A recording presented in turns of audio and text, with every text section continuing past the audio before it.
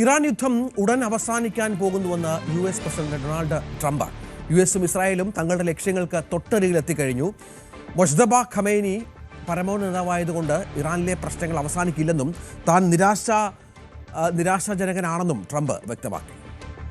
Mr. President, you've said the war is, quote, very complete, but your defense secretary says this is just the beginning. So which is it, and how long should Americans be prepared? Well, I think you could say it both. The beginning, it's the beginning of building a new country. Do you have to take him out? Does he have a target on his back? You mean the new supreme leader? You mean the son? How can there be an Iran with Well, another I don't want to say that, but I was disappointed because we think it's going to lead to just more of the same problem for the country. So I was disappointed to see their choice. You've said you have someone in mind to be the new Iranian leadership, if not the Ayatollah's son. What are you looking for in that person? Are you looking at someone internal, given that you just said that their leadership has been decimated? I like the idea of internal and eternal, come to think of it. But I like the idea of internal because it works well. I mean, I think we've proven that so far. In Venezuela, we have a woman, Delcy, who has been, president of the country, very respected, she's doing a great job. അതേസമയം യുദ്ധം എപ്പോൾ അവസാനിക്കുമെന്നത് തീരുമാനിക്കാൻ പോകുന്നത് തങ്ങളായിരിക്കുമെന്നാണ് IRGC വ്യക്തമാക്കിയത്. Israel American അംബാസഡർമാരെ പുറത്താക്കുന്ന Arab European രാജ്യങ്ങൾക്ക് Hormuz കടലിടുക്കിലൂടെ തടസ്സമില്ലാതെ യാത്രാ സൗകര്യം അനുവദിക്കുമെന്നും ഇറാൻ അറിയിച്ചു. പശ്ചിമേഷ്യയിലെ സംഘർഷങ്ങൾ മാറ്റമില്ലാതെ തുടരുകയാണ്. കപ്പൽ ഗതാഗതം തടഞ്ഞാൽ ഇറാനെ ഇപ്പോൾ ഉള്ളതിൻ്റെ 20 ഇരട്ടി പ്രഹരത്തിൽ ആക്രമിക്കുമെന്നും ട്രംപ് ട്രൂത്ത് സോഷ്യലിൽ കുറിച്ച പശ്ചാത്തലം കൂടിയുണ്ട്. അജയ് സുധാ ബിജു വിവരങ്ങളുമായി പങ്കുവെക്കുകയാണ്. അജയ്, ട്രംപിൻ്റെ അവകാശവാദം തങ്ങൾ ലക്ഷ്യം പൂർത്തീകരിച്ചു, 3 ആഴ്ചയെങ്കിലും നീണ്ടു നിൽക്കും എന്നായിരുന്നു നേരത്തെ ട്രംപ് പറഞ്ഞിരുന്നത്. ഇപ്പോൾ ലക്ഷ്യം പൂർത്തീകരിച്ചു എന്ന് പറയുന്നു. പക്ഷേ ഇറാൻ അത് അംഗീകരിക്കാൻ തയ്യാറല്ല, ആക്രമണം തുടരും എന്നും പറയുന്നു. യഥാർത്ഥത്തിൽ ഇറാനിലെ ആക്രമണം, ടെഹ്റാനുമായി ബന്ധപ്പെട്ട ആക്രമണം, ഇറാൻ്റെ പ്രധാന മിസൈൽ കേന്ദ്രങ്ങൾ, ആണവ കേന്ദ്രങ്ങളൊക്കെ ആക്രമിക്കാൻ സാധിച്ചതൊക്കെ ഒരു വലിയ വിജയമായി ട്രംപ് കാണുന്നുവെന്നാണോ? ട്രംപ് കഴിഞ്ഞ വർഷവും സമാനമായിട്ടുള്ള കാര്യങ്ങൾ മുന്നോട്ട് വെച്ചതാണ്. അതായത് ഈ US-ൻ്റെ ആക്രമണം അത് ഇറാനുള്ളിലെ മിസൈൽ ഫെസിലിറ്റികളും അതുപോലെ തന്നെ ആണവ സംവിധാനങ്ങളും എല്ലാം തരിപ്പണമാക്കി. ഇനി കുറഞ്ഞത് 10 വർഷത്തേക്കെങ്കിലും അവർക്കത് പുനർനിർമ്മിക്കാൻ സാധിക്കില്ല എന്നുള്ള വാദങ്ങളൊക്കെ കഴിഞ്ഞ വർഷവും ട്രംപും ഇസ്രായേലും മുന്നോട്ട് വെച്ചതാണ്. എന്നാൽ ഈ വർഷം അവർ വീണ്ടും ഒരു ആക്രമണത്തിന് കോപ്പുകൂട്ടി ഈ ഇറാനെ ആക്രമിക്കുകയായിരുന്നു. അതുതന്നെയാണ് ഇറാനുള്ളിലുള്ള ഒരു പ്രശ്നം. അതായത് ഈ അവർ വലിയ മലകൾക്കുള്ളിൽ വെച്ചും അതുപോലെ പാറക്കെട്ടുകൾക്കടിയിൽ വെച്ചുമെല്ലാം ഈ മിസൈലുകളും അതുപോലെ ആണവ സംവിധാനങ്ങളും ഡെവലപ്പ് ചെയ്യുന്നത് കാരണം അവരുടെ ഒരു ഇൻറ്റേർണൽ ഫെസിലിറ്റിയെ പറ്റി കൃത്യമായ ഒരു ധാരണയില്ലായ്മ അത് എല്ലാ രാജ്യങ്ങൾക്കുമുണ്ട്. US-ഉം ഇസ്രായേലും അത് പ്രത്യേകിച്ച് നേരിടുന്നുണ്ട്. എന്നാൽ ഇത്തവണ നോക്കുകയാണെങ്കിൽ അത് കൂടുതൽ കേന്ദ്രങ്ങളിലേക്ക് ഈ ആക്രമണം വ്യാപിക്കുന്ന ഒരു കാഴ്ച നമുക്ക് കാണാൻ സാധിച്ചു. കഴിഞ്ഞ വർഷത്തേതുപോലെ ചില മേഖലകൾ കേന്ദ്രീകരിച്ച് മാത്രം ആക്രമണം നിൽക്കാതെ ടെഹ്റാൻ അതുപോലെ തന്നെ മറ്റ് പല നഗരങ്ങളിലേക്കും ആക്രമണം വ്യാപിച്ചു. അതുപോലെ തന്നെ പല പ്രമുഖ കേന്ദ്രങ്ങളും തകർത്തതായിട്ടാണ് നിലവിൽ വിവരമുള്ളത്. ഈ ടെഹ്റാനുള്ളിലെ എണ്ണപ്പാടങ്ങൾക്ക് നേരെ കഴിഞ്ഞ ദിവസവും ആക്രമണം ഉണ്ടായിരുന്നു. പല എണ്ണ സംഭരണ കേന്ദ്രങ്ങളും എണ്ണ വിതരണ കേന്ദ്രങ്ങളും തകർത്തതായിട്ടാണ് നിലവിൽ വിവരം ലഭിക്കുന്നത്. ട്രംപ് അതുകൊണ്ട് തന്നെയാണ് നിലവിൽ സൂചിപ്പിച്ചത് ഈ യുദ്ധം തങ്ങൾ അവസാനിപ്പിക്കാൻ പോകുന്നു, യുദ്ധത്തിൻ്റെ അവസാനത്തിലേക്ക് അടുത്തു കഴിഞ്ഞു, അമേരിക്കയും ഇസ്രായേലും തങ്ങളുടെ ലക്ഷ്യങ്ങൾക്ക് തൊട്ടരികിൽ എത്തിക്കഴിഞ്ഞു എന്നെല്ലാം ട്രംപ് പറഞ്ഞു. എന്നാലും അമേരിക്കയുടെ ഏറ്റവും വലിയ ഒരു തലവേദനയാണ് ഇറാനിൽ പുതിയൊരു പരമോന്നത നേതാവായിട്ട് മുജ്തബ ഖമേനി അധികാരത്തിൽ വന്നത്. അദ്ദേഹത്തെ പിന്തുണച്ചുകൊണ്ട് വലിയ ജനക്കൂട്ടം പല നഗരങ്ങളിലും തടിച്ചുകൂടുന്നത് നമുക്ക് കാണാൻ സാധിച്ചു. ഇപ്പോൾ സ്ക്രീനിലുള്ളത് അതിൻ്റെ ചില ദൃശ്യങ്ങൾ ഉൾപ്പെടെയാണ്. അപ്പോൾ വലിയൊരു പിന്തുണ ജനങ്ങൾക്കിടയിൽ നിന്ന് മുജ്തബ ഖമേനിക്ക് കിട്ടുന്നു എന്നുള്ള വിവരങ്ങളാണ് ഈ ദൃശ്യങ്ങളിൽ നിന്ന് നമുക്ക് വ്യക്തമാകുന്നത്. ഇറാൻ്റെ നാഷണൽ മീഡിയ ഉൾപ്പെടെ ഇത് ടെലികാസ്റ്റ് ചെയ്തിരുന്നു. അപ്പോൾ ഈ ഒരു കാര്യം അത് വലിയ പ്രതിസന്ധിയാണ്. അതിന് പിന്നീട് മാധ്യമങ്ങളെ കണ്ടപ്പോൾ ട്രംപ് സൂചിപ്പിച്ച കാര്യം മുജ്തബ ഖമേനി അധികാരത്തിൽ വന്നത് കാരണം ഇറാനിലെ പ്രശ്നങ്ങൾ ഒരിക്കലും അവസാനിക്കില്ല, അത് കൂടുതൽ ഗുരുതരമാവുകയുള്ളൂ. ഇറാനിൽ ഇനി ആര് ഭരണത്തിൽ വന്നാലും അത് US-ൻ്റെ കൂടി മധ്യസ്ഥതയിൽ വേണം ഒരു പുതിയ നേതാവിനെ തിരഞ്ഞെടുക്കാൻ എന്നാണ് ട്രംപ് പറഞ്ഞത്. അപ്പോൾ മാധ്യമങ്ങളുടെ മറുചോദ്യം ഉണ്ടായിരുന്നു, അപ്പോൾ ഇറാനുള്ളിൽ നിന്ന് തന്നെയുള്ള ഒരാളാണോ ട്രംപിൻ്റെ മനസ്സിൽ എന്ന് ചോദിച്ചു.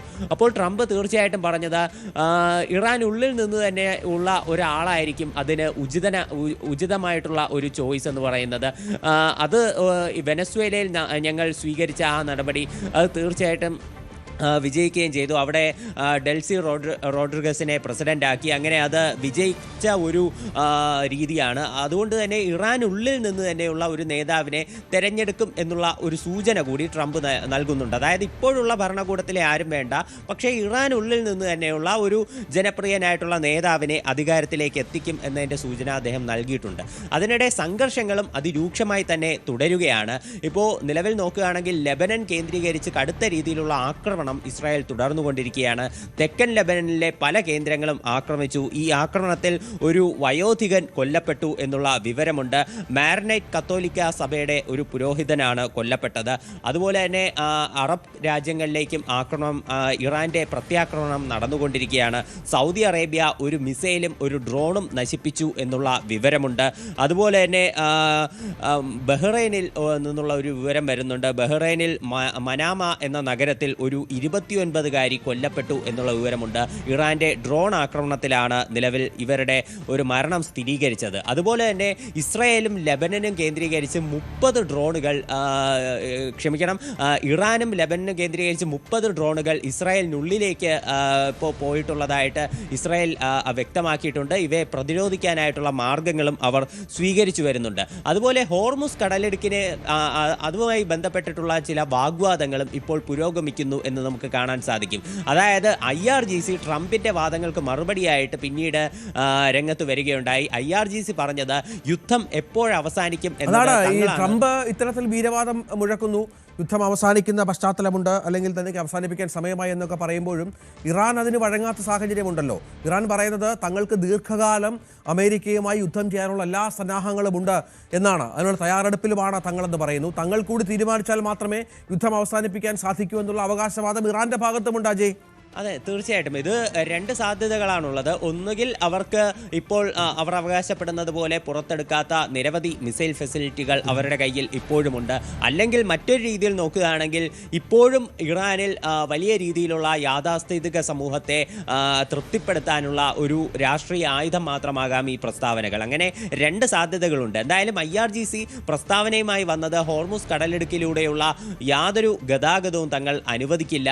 ഇനി അഥവാ അത്തരത്തിൽ ഒരു ഗതാഗതം തങ്ങൾ അനുവദിക്കണമെങ്കിൽ ഈ മറ്റ് രാജ്യങ്ങൾ US-ൻ്റെയും ഇസ്രായേലിൻ്റെയും അംബാസഡർമാരെ പുറത്താക്കാൻ തയ്യാറാകണം. അങ്ങനെ അംബാസഡർമാരെ പുറത്താക്കുന്ന രാജ്യങ്ങൾക്ക് ഹോർമുസ് കടലിടുക്കിലൂടെ ഗതാഗതം തങ്ങൾ അനുവദിക്കും എന്നുള്ളൊരു വാക്കുമായിട്ട് ഇറാൻ നിലവിൽ രംഗത്ത് വന്നിട്ടുണ്ട്. ഇതൊരു തന്ത്രം കൂടിയാണ്. തീർച്ചയായിട്ടും ഇത് US-നെയും ഇസ്രായേലിനെ സമ്മർദ്ദത്തിലാക്കാൻ IRGC-യുടെ സമ്മർദ്ദമാണ്. പക്ഷേ ഇത് എത്രമാത്രം ഫലം കാണും എന്നത് വ്യക്തതയില്ല. ഇപ്പോൾ യുദ്ധം തങ്ങൾ തുടരും എന്ന് തന്നെ അവർ വ്യക്തമാക്കുന്നുണ്ട്. മറ്റൊരു പ്രധാനപ്പെട്ട കാര്യം, ഈ യുദ്ധം തുടരും, അതുപോലെ തന്നെ ഹോർമുസ് കടലെടുക്ക് തുറക്കില്ല എന്ന IRGC-യുടെ പ്രസ്താവന വന്നതോടെ ട്രംപ് പിന്നീട് ഇപ്പോൾ കുറച്ചു മുൻപേ ട്രൂത്ത് സോഷ്യലിൽ മറ്റൊരു പോസ്റ്റ് ഇട്ടിട്ടുണ്ട്. ട്രംപ് പറഞ്ഞത് ഇറാൻ ഇത്തരത്തിൽ ഹോർമുസ് കടലെടുക്ക് തടയുകയാണെങ്കിൽ തങ്ങൾ ഇപ്പോഴുള്ളതിൻ്റെ 20 ഇരട്ടി പ്രഹരത്തിൽ ഇറാനെ ആക്രമിച്ചിരിക്കും. ഈ ആക്രമണത്തിൽ അവർക്ക് പുനർനിർമ്മിക്കാൻ സാധിക്കാത്ത അത്രയും കഠിനമായിട്ടുള്ള ആക്രമണമായിരിക്കും ഞങ്ങൾ ഇനി നടത്താൻ പോകുന്നത്. മരണവും തീയും ക്രോധവും അവർക്ക് മേൽ ആഞ്ഞടിക്കും എന്നും ട്രംപ് ഇതിൽ കുറിച്ചിട്ടുണ്ട്. അതുപോലെ ഇത് അവസാനിപ്പിക്കുന്ന മറ്റൊരു ഇൻട്രസ്റ്റിംഗ് ആയിട്ടുള്ള കാര്യം, അമേരിക്ക മുതൽ ചൈന വരെയുള്ള രാജ്യങ്ങളുടെ ഒരു സമ്മാനമായിരിക്കും ഇത് എന്നും ട്രംപ് സൂചിപ്പിക്കുന്നുണ്ട്. അതായത് അദ്ദേഹം പറഞ്ഞത് അമേരിക്ക മുതൽ ചൈന വരെ ലോകമെമ്പാടുമുള്ള നിരവധി രാജ്യങ്ങൾ ഉപയോഗിക്കുന്ന ഒന്നാണ് ഹോർമുസ് കടലെടുക്ക്. ഇതുവഴിയുള്ള ഗതാഗതം തടസ്സപ്പെടുത്തിയാൽ എല്ലാ രാജ്യങ്ങളും കൂടിയായിരിക്കും ഇറാനെ തിരിച്ചടിക്കാൻ പോകുന്നത് എന്നൊരു കാര്യം കൂടിയാണ് ട്രംപ് ഏറ്റവും അവസാനം എടുത്ത് പറഞ്ഞത്. ഇപ്പോൾ ചൈനയുടെ കാര്യം നോക്കുകയാണെങ്കിൽ ചൈന കുറച്ച് ദിവസങ്ങൾക്ക് മുൻപേ ഹോർമുസ് കടലെടുക്ക് അതുവഴിയുള്ള ഗതാഗതം അനുവദിക്കണമെന്ന് പറഞ്ഞുകൊണ്ട് ഇറാനോട് അഭ്യർത്ഥിച്ചിരുന്നു. എന്നാൽ ഒരു നല്ല സമീപനമല്ല ഇറാൻ്റെ ഭാഗത്തു നിന്ന് തിരിച്ചുണ്ടായത്. ചൈന ആദ്യം മുതൽ തന്നെ ഇറാനെ പിന്തുണയ്ക്കുന്ന ഒരു രാജ്യമാണ്. പക്ഷേ ഹോർമുസ് കടലെടുക്കുമായി ബന്ധപ്പെട്ടിട്ടുള്ള വിഷയത്തിൽ മാത്രം ഇറാൻ ചൈനയ്ക്ക് അനുകൂലമായ ഒരു നിലപാട് സ്വീകരിച്ചില്ല. ഇത്തരത്തിൽ അംബാസഡർമാരെ പുറത്താക്കണം എന്നൊരു ആവശ്യമാണ് അവർ ഏറ്റവും അവസാനം എടുത്ത് മുന്നോട്ട് വെച്ചിട്ടുള്ളത്. ശരി, അജയ് സുധാ ബിജു ആണ് വിവരങ്ങൾ പങ്കുവച്ചത്.